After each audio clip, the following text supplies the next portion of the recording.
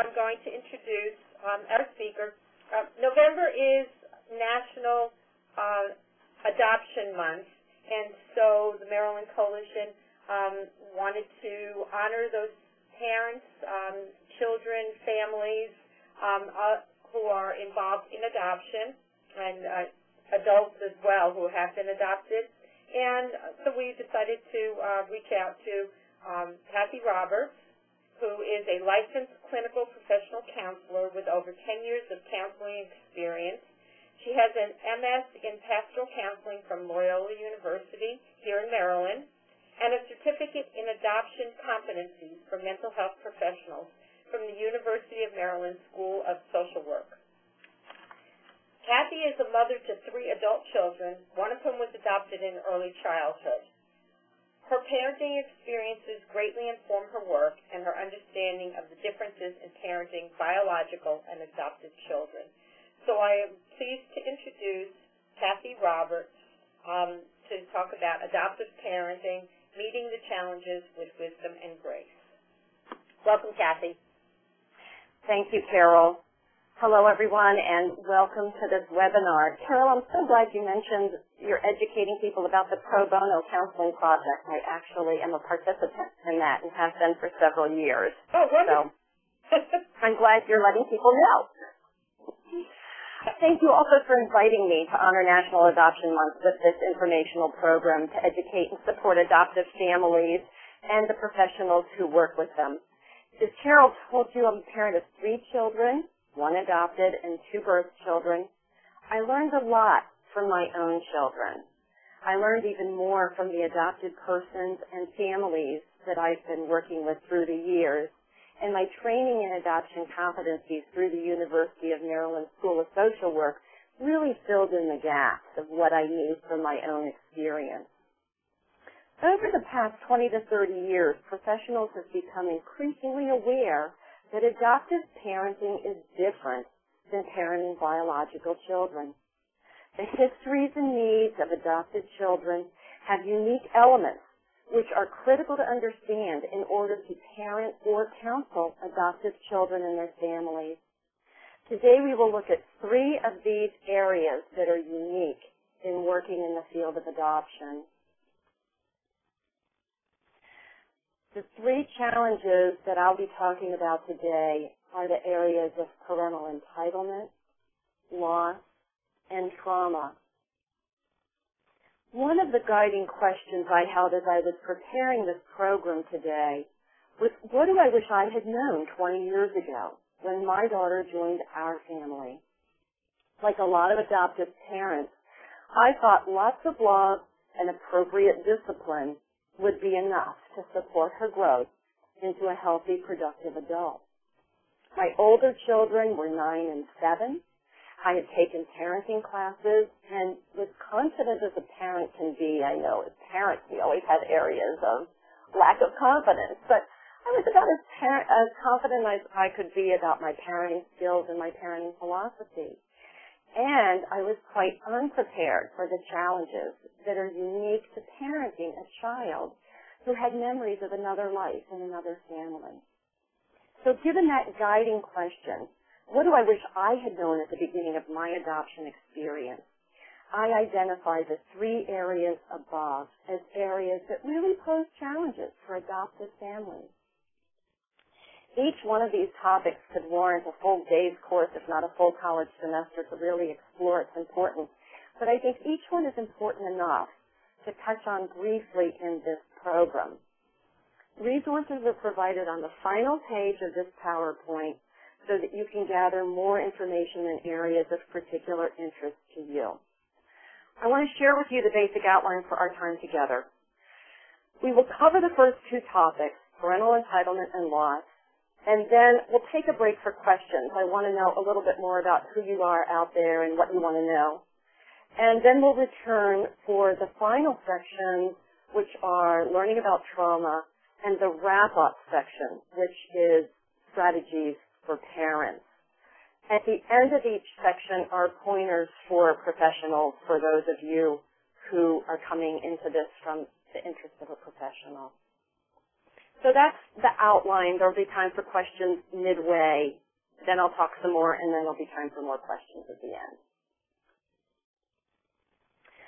The first challenge that I think adoptive families face in a very different way than biological families, birth families, is actually entitlement, which means taking on the risks and responsibilities of parenthood and really owning that and claiming that this is your child.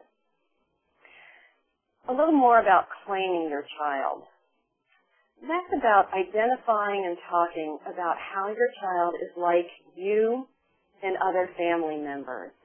Talking about the similarities helps to create bonds. Backing up just a little bit, there's two parts to becoming a family. And the first part is what I'm talking about right now, parents claiming the child is your own. The second part is the child feeling like they belong in this family. There are a number of reasons that parents may not fully embrace their role as parents of adopted children. Some parents may have weak attachment skills due to their own childhood experience. Others may feel tentative toward parenting due to what may seem like an arbitrary assignment of this child to these parents. Others, perhaps those who are step-parent adoptions and kinship adoptions, might have mixed loyalties that complicate the situation. With my daughter's permission, I'm going to share a personal story in this regard. Our initial plan was to become foster parents, and our daughter entered our lives when she was 3. After about 6 months of foster parenting, the social worker asked if we would consider adopting her, because that seemed like that was a possibility. And we said sure. We'd already fallen in love with her and knew that we wanted her to be a part of the family. However, the termination of parental rights process in our case took another 4 years. During that time, we lived with the ambiguity of wanting to claim her as our own and yet not really being able to do that in a sense, because if the parents did what the courts requested, they could actually, she could actually be returned to them and the adoption would not have been completed. So that's just one example of the challenges that can arise in claiming our child. Finding ways that it feels right for this child to be in your family is another way that you can begin to own and claim your child. My adopted daughter and I were born in the same hospital in Maryland, and we shared the same birth weight. That interesting synchronicity or coincidence, if you like, connected me to her right away. When I saw that birth certificate, I was so surprised. Now, you may not have something like that. Those of you who are parents, you may have to search to find other ways that it feels right for you, that this child really belongs in your family. And some of what I talk about in the first statement on the PowerPoint, claiming your child, identifying and talking about how the child is like parents and other family members, really can help create those bonds. Even something as simple as, oh, you have brown hair and eyes like Dad, or, oh, you have that kind of artistic ability of Uncle Joe. Those sorts of things can help create the kind of bonding and your sense of entitlement in this. Own the right to parent your child and take charge of that. Resolve whatever stresses might have contributed to your questioning your parental abilities. And those stresses are normal and natural, whether you're giving birth to a child biologically or whether the child is coming to you through adoption. If you have experienced infertility, then any unresolved issues around that may have you wondering if you really have the right to parent this child. The adoption process itself can be stressful and make you question your parenting abilities. So really seek to resolve any of those sorts of issues you have so that you can take charge. Hold on to the belief that there are many ways to create family, and adoption is a valid way.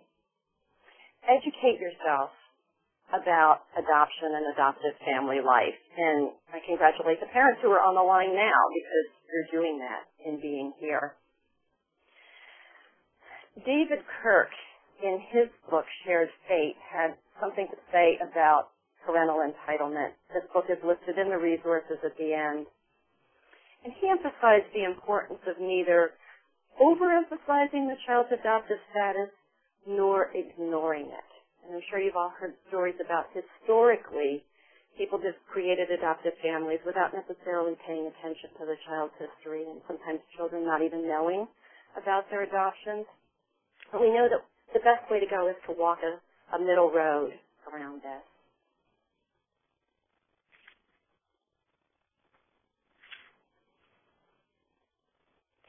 As you increase your sense of entitlement around parenting this child, that will support your child's sense of belonging.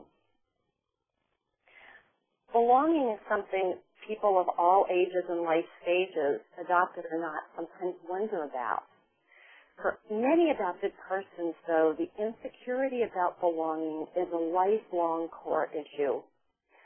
Parents and professionals can help by their firm resolve that adoption is permanent and communicating that to the child and, when needed, to parents who are going through a rough time, as they may be. Parents and professionals can also help by being respectful of the child's birth family. In my own foster parent training, I recall an experienced foster parent saying that no matter what a parent may have done that led to the relinquishment of the child into care, she tried to find something she liked about the parent, anything that she could begin to hold on to, so that she could see the parent in a positive way, even if it's very small, some small way. So as your entitlement grows, you can begin returning to the PowerPoint to encourage and respond to questions from your child about their birth family and their family history. Keep your responses at the developmental level of the child. Sometimes that means asking some questions to find out what the child really wants to know. Reminding your child, as I mentioned, that adoption is forever. Talk about ways that family members are alike and different is helpful as well for some children. Supporting both individuality and togetherness in the family system. And that involves some rituals that you might want to create to support bonding and belonging to each other. For example, family nights where the family gets together, shares a meal, perhaps plays a game and has a family meeting. The meeting can involve work that the family has to do, chores and things like that, as well as the time to go around and say positive things everybody appreciates about each other. And an annual Adoption Day celebration, sort of like another birthday, can help with family bonding as well. Okay, any professionals in our audience? Here are some tips for you that I think are helpful as you begin working with, or perhaps you already are working with adopted families. The first is getting to know your own personal opinions and stereotypes about adoption.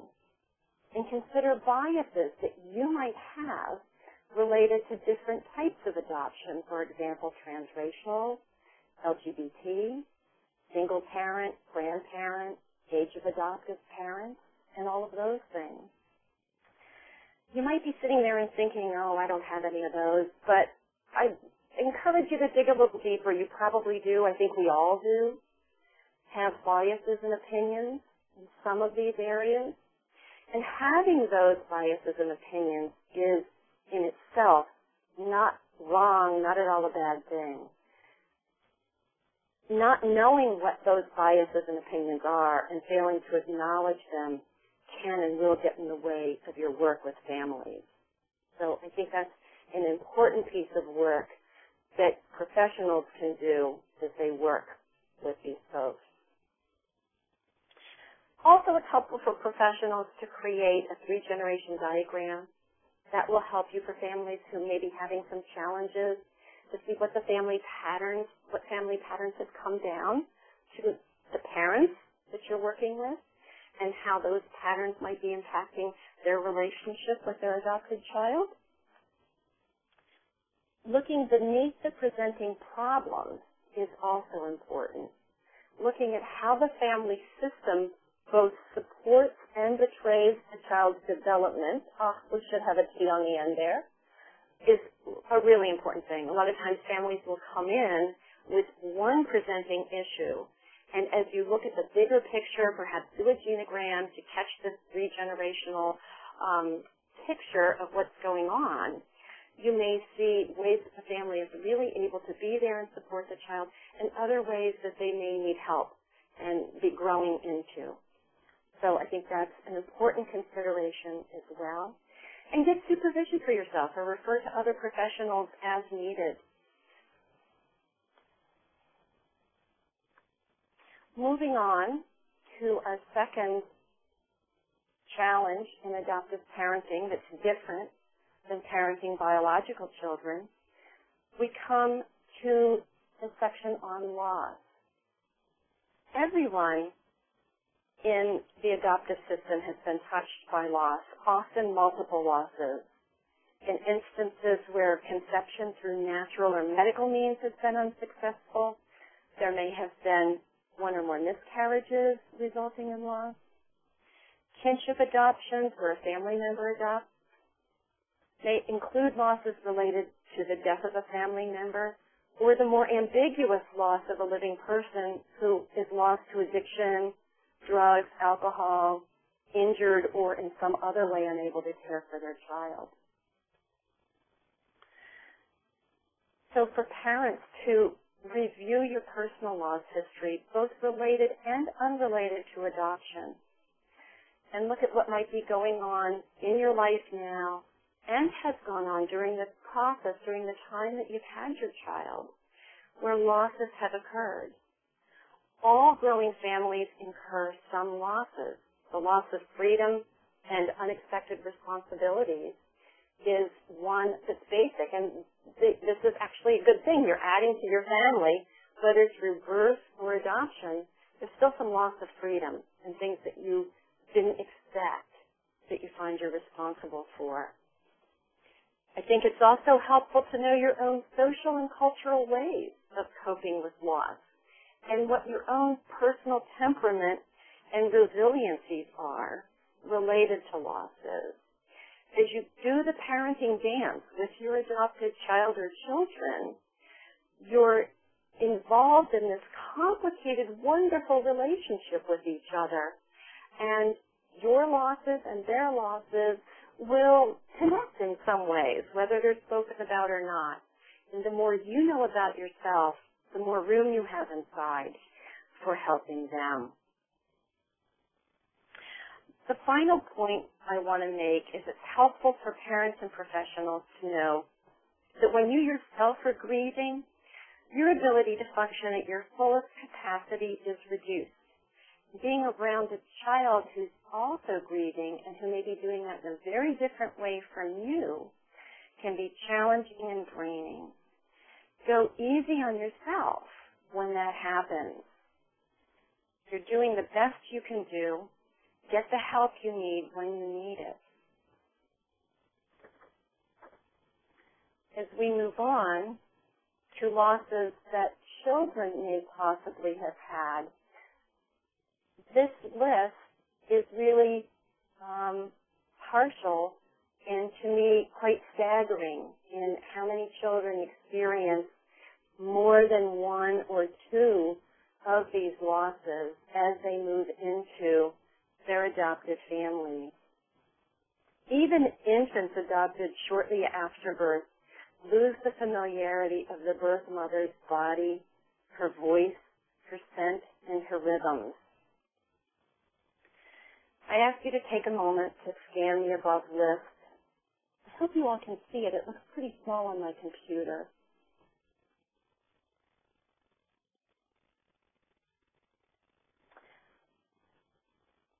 As you read through it, you may think of your own child or the children you know, the children you're working with, and the losses that they have experienced and how significant these are.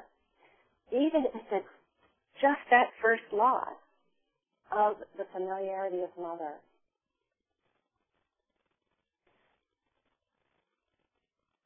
Foreign adoptions and domestic adoptions from other cultures may include children who don't know English when they come into the family.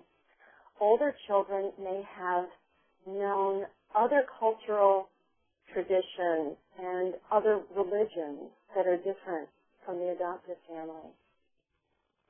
And while a child accustomed to sleeping in a crowded bedroom with other people or in an orphanage setting, we may think, they come and live with us and they have their own room. And that could be frightening and lonely for children who are used to having people around them while they're sleeping. So even something that we can consider much better and, in fact, may well be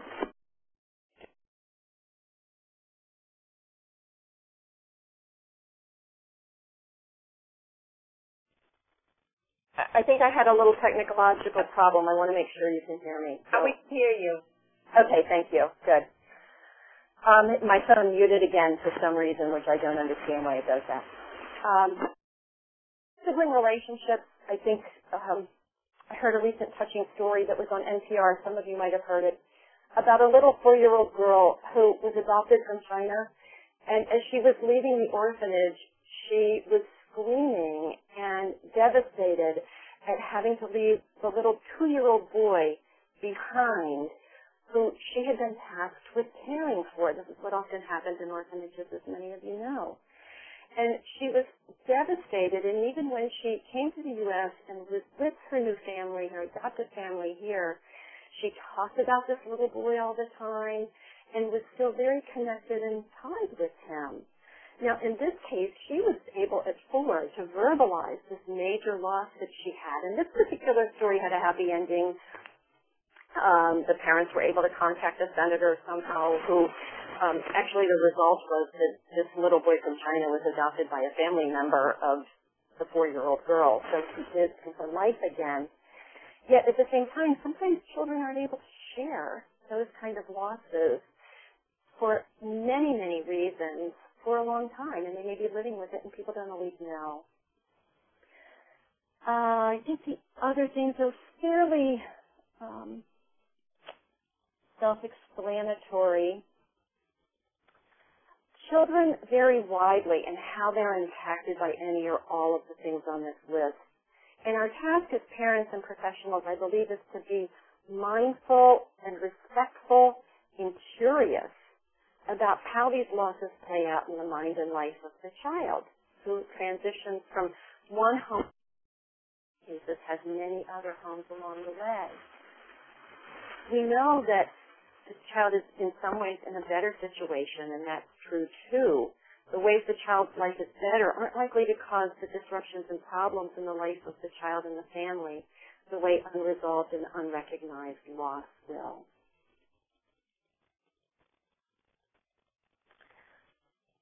Moving on to the reactions and responses to loss that children may have. As I said, a 4-year-old Chinese girl are able to talk directly about their losses. The siblings may no longer see the memory of being abandoned. Young children and teens are, however, just as likely to act out what they're unable to say through anger, anxiety, and depression. Again, I'll share a powerful story from my own family about this. With my daughter's permission, about a month after she joined our family, she was 3 in foster care. I packed an overnight bag for her and her siblings and myself, and we prepared to head overnight.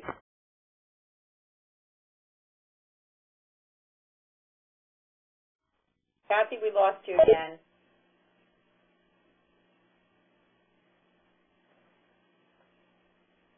Oh, and I apologize. It looks like she may have been disconnected.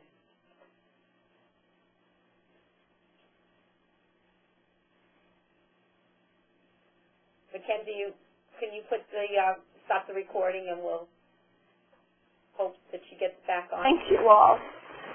I was in the middle of a story, wasn't I, about my own family? Yes. Oh, no. Looks like she's dropped again.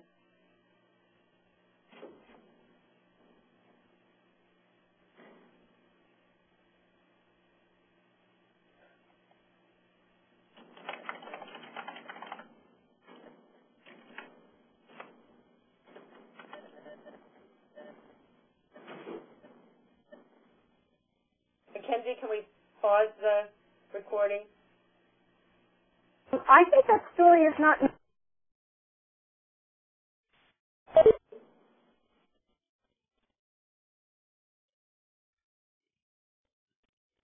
Now Carol has muted herself and Cathy has dropped again.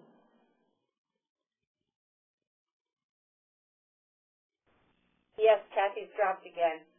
And Carol, you muted yourself, so if you said anything to us recently, we didn't hear you. Oh, I didn't.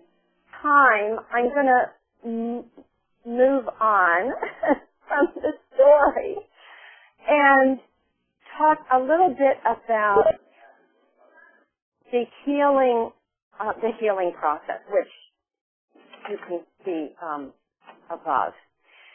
Healing can be a long process for adopted children, often involving extended time in therapy and or kind of going in and out of therapy as needed. With adopted children and teens, we have techniques that can assist in identifying and accepting the loss, which is what we have here on the screen under number 2, accepting the realities of the loss, experiencing the hurt, and beginning to move on. Children really need a safe place to talk about this and a safe place to identify and express all the feelings they may have. And they might be a complex mixture of anger, guilt, anxiety, helplessness, and sadness. So one of the things that both parents and professionals can do is help the child adjust to the new reality, living in the new family, and find ways to remember the people and places that were left behind. Drawings can be helpful with that, allowing the child to do drawings. Life books are one of the techniques that are used a great deal in adoption so that children can carry and incorporate the stories of their past, and that will help them make sense of their present. I really like the work of William Worden, and this is adapted, I adapted this to adoption from his work. And those of you who are not familiar with him and are professionals, I really like this work. I want you to know that. Okay. Tips for professionals around loss involve periodically reviewing your own loss history. Recognize the impact that your own personal losses might have on your ability to work with particular people at particular times. Consider learning play therapy techniques, art, and movement therapy to help children process grief. And familiarize yourself with classics on the grief work. For professionals working with adoption, I think it's really important to remember that loss is going to manifest in whichever part of the adoption triad you're working with. Birth mothers and even birth fathers experience lifelong losses related to the relinquishment. Parents may come with losses related to infertility, pregnancy loss, or other losses particular to their own situation. And always remember that the child, regardless of the age that they were adopted, experiences that initial loss that's inherent in the relinquishment. Okay, I'd like to take a break now that we've covered the first 2 topics and take some questions that people may have. I think Carol will serve as a go-between here.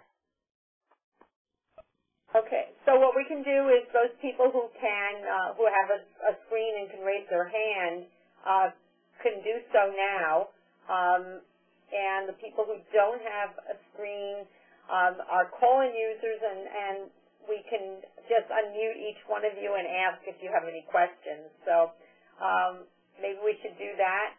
Let's see. I can't unmute people, so Mackenzie will have to do that. So maybe we can unmute caller 1. Okay, all the call-in users, everybody's unmuted. So if anybody has a question, you can speak. All right, or you can chat. Oh, Karen, are you trying to ask a question? Oh, there. Karen is asking a question. Go ahead. Okay. Hi. Karen, are you asking a question? No. Okay. Oh. All right. It doesn't look like we have any questions. Okay. Well, we will carry on. Does anyone have a comment? I'd like to hear some kind of feedback from what might be happening in the thoughts of our listeners before we go on. Yeah, one of the things that, okay, Marcy, go ahead, because we don't know which call-in user you are, so can you hear us? Okay, can you hear me? Yes. Okay. My only comment is I'm not an adoptive parent, but my husband and I just took in my stepson, so a lot of the feelings are similar. You know, he's in the custody of my husband and I. His mother could not handle his behaviors any longer and asked us 2 years ago to take him. And there's things going on in his home. Their siblings still there. You know, he was chosen to leave. So he's got a lot of issues that he's dealing with. So even though he's not adopted, we're dealing with a lot of the same types of things. And he's 11. We've had him for 2 years. They're saying he has post-traumatic stress disorder and attachment disorder. But he's just starting to deal with some of the anger at his mother instead of being angry at us for taking him away from her. That's all. Thank you.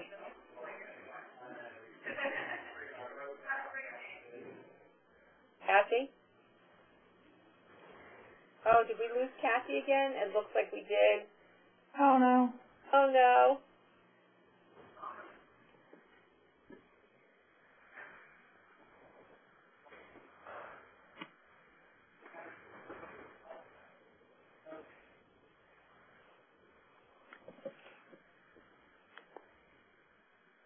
Chris, your hand is raised. Is that just an old hand raised? Yes. Okay. But I do have a comment I can make though while we're waiting. Great, you know, thank you. We adopted our son at age 2 months, and so I mean it always seemed like he bonded, you know, fairly naturally. I mean we never had any issues with that, but hearing all of this stuff about how young they can actually be, you know, it really makes me wonder whether there are some issues there.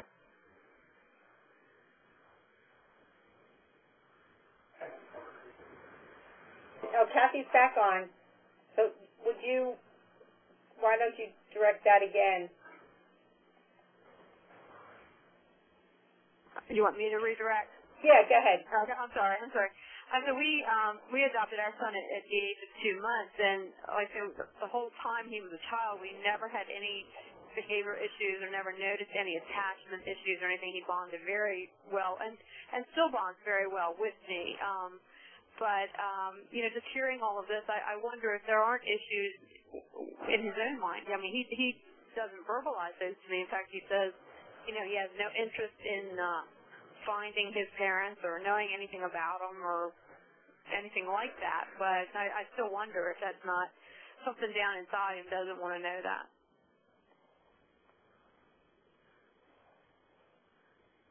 So, Cathy, did you hear that? Cathy?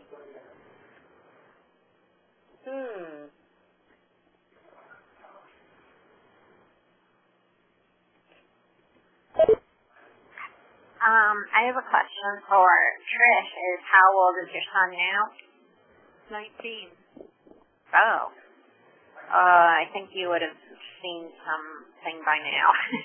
well, we have seen. I mean, there's a lot of behavioral issues. You know, that started when he was about 14 years old.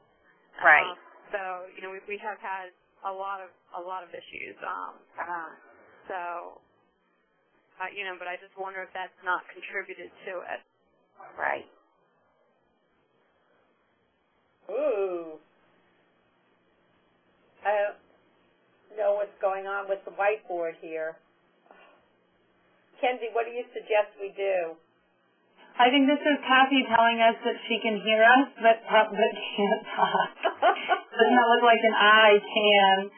hear you. Yeah, I don't know because she's not muted. Let me see if I can try calling her again. Okay, Cathy, we got your whiteboard message. Maybe we should stop the recording. Let me see if I can get this whiteboard closed. At the top tab, you can click back to Adoptive. Okay, the top tab. Is it good for you? Or did that only work for me? Let me close this whiteboard thing. That didn't work. Closing this tab will remove its content. That's fine.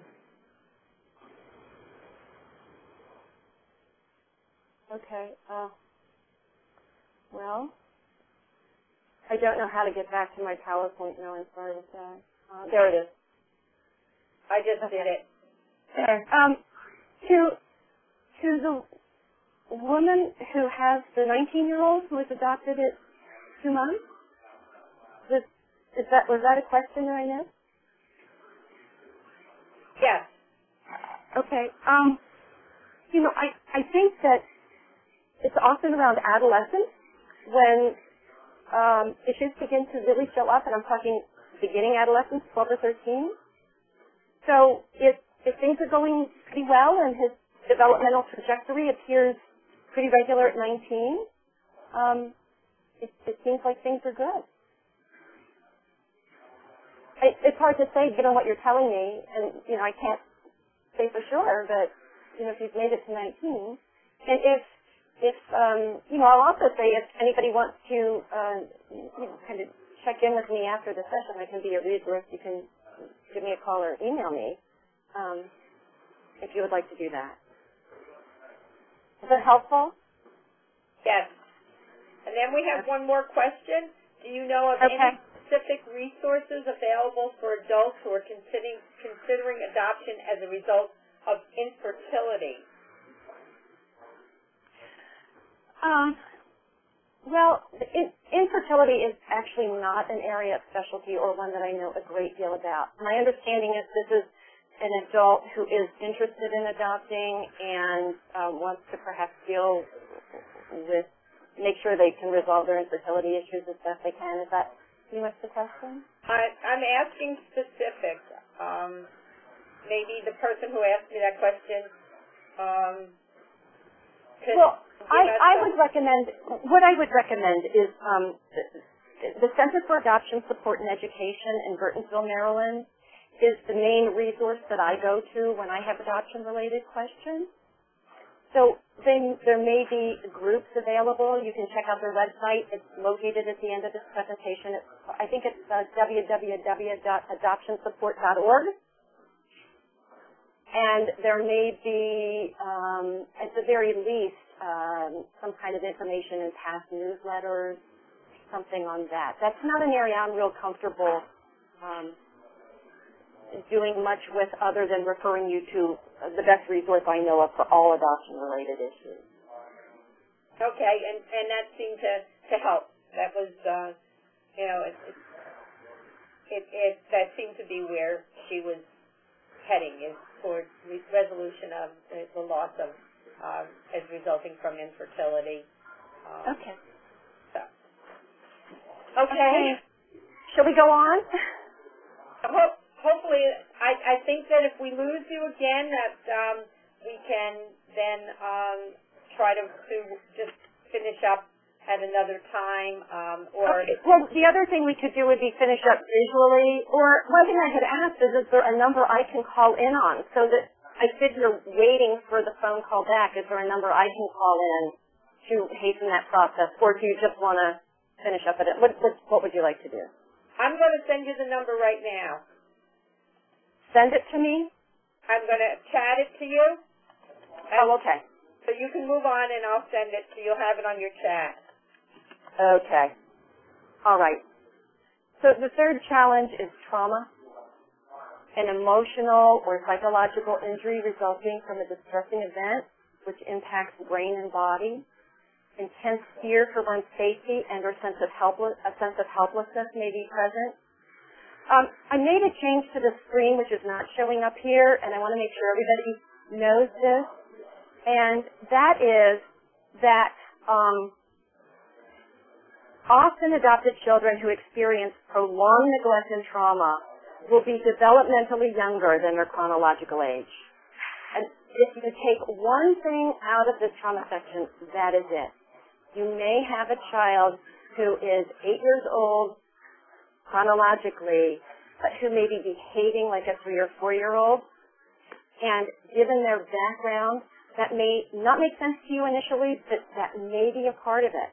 And to be able to treat the child and understand the child as being developmentally 3 or 4, even though they're chronologically 8, is, I think, helpful for you. Okay. I think a chat just came through.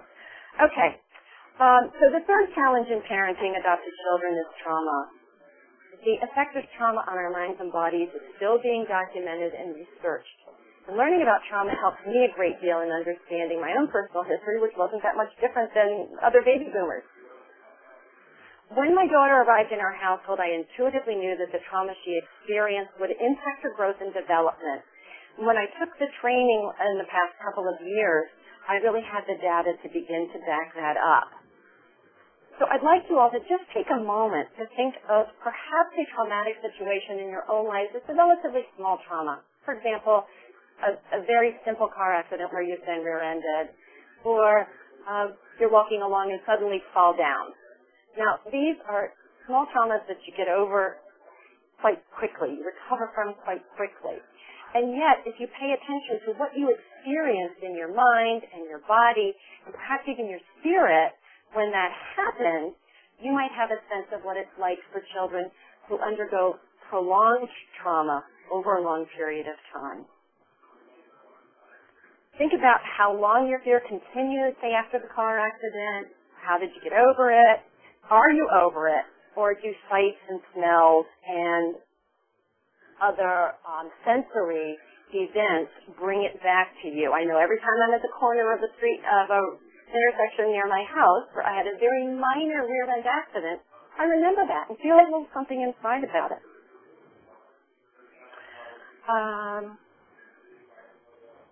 Let's see. Trauma invokes a situation where we feel helpless or powerless, and I think that's important to remember. So now we'll look at how trauma affects each of these three areas: the brain, the body, and the spirit.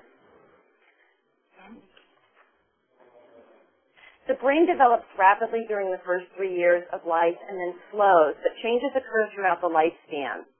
With consistent nurturing, brain organization and development is maximized.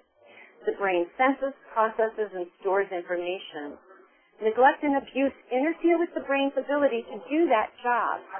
Early childhood experiences create a template through which new input is filtered. And when experiences in infancy and childhood are nurturing and predictable, the child feels secure and safe. Children who are exposed to disorganized, neglectful, and abusive family systems continue to feel threatened and experience fight, flight, withdrawal symptoms, even when no immediate threat is present. So the highlights are abuse and neglect interfere with brain development. Early experience creates templates and set up expectations for how future events will be received. And children may not have the capacity to receive and hold positive nurturing when neglect and abuse occurred during the first 3 years. And I think that's really significant for all of us in the field to be aware of, and parents. Brian Post, who's a PhD, in an online article called The Adopted Child, Trauma and Its Impact, notes that a newborn baby has no way to process the loss of the mother in a cognitive way. Rather, the experience is stored in the cells of the baby. He continues that removing the child from the traumatic environment does not remove the trauma from the child's memory. Being willing to attune to the child's needs, even when that involves changing yourself, is important for parents to know. If yelling triggers the child's trauma response and causes fears and insecurities, then it might be important for you to figure out how you can continue without yelling, for example. The impacts of neglect and abuse on the body. These are A lot of these are somatic things. The body's affected by neglect and abuse in lots of ways. Body language and posture are some of the ways, and these functions noted on the PowerPoint are others. Difficulty with sleep and food intake, stomach aches, headaches, chronic pain, higher blood pressure, muscular tension, shortness of breath, all are ways the body responds following trauma. I think it's also important to note that odors, places, sights, sounds, tastes, and textures can trigger memories of neglect and abuse in our children and lead to a reaction. So what parents can do is tune in to fears and insecurities in your child and recognize that when something in the environment triggers your child's fears, they may not be able to act their age, and they may be acting in ways that you don't understand, but that might make a little more sense when looked at through this bigger picture of the trauma and losses they've been through. And I'll say it one more time, that adopted children who experience prolonged neglect and trauma are likely to be developmentally younger than their chronological age, especially when they're in the midst of an anxiety-producing situation. So what can you do as a parent? Connect with your child, hold them, offer a massage, help them calm down, rather than punishing them for behaviors of theirs that are fearful. And never use physical punishment with these kids. Take charge and create a safe, structured environment for your child. As a pastoral counselor, I include this category of spirit. Kids who have experienced neglect and abuse lack faith and trust. They don't have a sense of themselves as an effective and autonomous person. They may anticipate negative events and even interpret positive events, statements, or actions as negative because they're seeing through that old lens of insecurity and distrust. They may also experience loneliness, disconnection, and dissociation. Tips for professionals.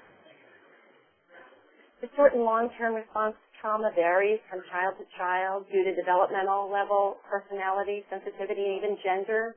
Boys tend to act out more. Girls tend to withdraw more. That's a generalization. It's not true for everybody. Create safety, have patience, and stay informed on the latest research. Healing happens in the brain, just as the brain grows from the lower level brain functions up. Healing occurs in that same way. So especially with very young, say school-age and younger children, using modalities that help them regulate and lower the lower level brain functions. Young kids can be taught yoga. I taught meditation and breath work to 7-year-olds. Also brain gym and EMDR and EFT are things, if you don't know them, you can Google them and find out about them. And really support the kind of the restructuring of the brain from bottom to top, because that's how the brain formed and organized in the first place. And educating yourself is important. I love the work of the Child Trauma Academy. Here on the screen, www.childtraumaacademy.com, has a wealth of information that I think is great. And I believe you can find in there a kind of a graph or a graphic that shows you what the brain function is of a 6-year-old who has experienced neglect and abuse compared with that of a 6-year-old who hasn't. It's really quite striking. That alone is worth going to that website for. Okay. So parents, there's a bunch of strategies here that you can follow to have just the best possible experience with your adopted child. Learning to relate to your child as a unique person she or he is at the top of the list. Trying to see your child's world and life from the child's perspective. Being curious. What is his or her behavior telling you? Does the child want attention, power, or revenge if they're acting out? There's probably some reason they're doing it. And getting curious about it, maybe finding out more about it is helpful. And is the child acting out to feel better about his or herself in some way? I just want to ask a quick question. I noticed it's 1:05, and I'm able to stay on the line and continue and complete this. I just want to check in and kind of make sure that's all okay. Yeah. Okay. Great. Having less judgment and more curiosity about your child and your reaction to your child is, I think, helpful for you. Healing your own wounds regarding your own childhood and any loss and trauma you may have experienced. I know that sounds kind of odd, but when you do that, you free up inner space inside yourself and can be more present for your child. I think that is very important, and if you don't quite know what I mean by that, I'm happy to answer questions about that. Continuing on with strategies for parents, this is so basic. It's true for all children no matter what. Build on your child's strengths. Help children discover what they're good at and support whatever that is. This is just such a basic. Children really need to feel good about themselves, and building on the things they feel good about is crucial. Let children know their self-worth is separate from whatever was going on in their biological family that resulted in relinquishment. Also find something positive to say about the child's biological family and background, whatever way you can do that. Just as I told you earlier in the story about the foster parent trainer who shared that with me, I think that's important. Don't take things personally. Sooner or later, you're likely to hear, you're not my real mother, you're not my real father, or something along those lines. Realize that that's the anger of the child speaking, that they're hurting, that they want, perhaps even that they want you to feel how bad they're feeling. Okay, you get to feel it, but realize that you're the adult and you don't have to take that personally. Or other things that come up. Also, expecting the child to be grateful for being in your family, I think is an error that some parents make. They may have much more opportunities with you and a much better life, but if gratitude comes your way, it's likely to happen way in the future, not when they're little. Educate yourself about whatever particulars apply to your child's life. Some of those particulars are listed here. Get help for yourself, your child, or the whole family when you need it, as often as you need it, for as long as you need it. And the final page is resources that were used for this talk and that I think would be helpful for you. A book is listed about the differences between adopted and biological children. The Body Bears the Burden is an important book about trauma, especially for professionals who are interested in that. Beneath the Mask by Debbie Riley and John Meeks belongs on the bookshelf of, I believe, everyone who has an adopted teen or works with them. The information in there is priceless. I told you about Child Trauma Academy.